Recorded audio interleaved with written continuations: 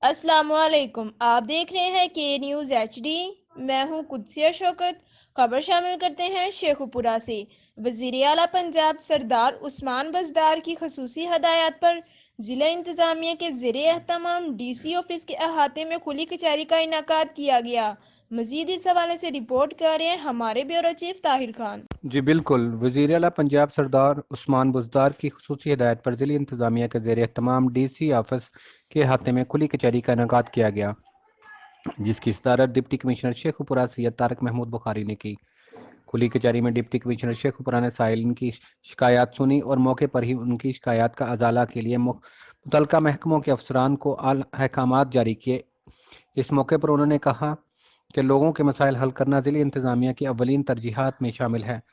کسی بھی شخص کو کسی بھی ضلعی محکمے سے شکایت ہو، وہ بلا جھجک میرے آفس میں آ کر مجھ سے مل سکتا ہے۔ میرٹ پر اس کے مسئلے کو حل کیا جائے گا۔ انہوں نے ایڈیشنل ڈپٹی کمشنر ریونیو کو ہدایت جاری کرتے ہوئے کہا، کھلی کچہریوں کا احاطہ تحصیل لیول تک بڑھایا جائے تاکہ حکومت پنجاب کے ویژن کے مطابق لوگوں کو انصاف ان کی دہلیز پر مہیا کیا جا سکے۔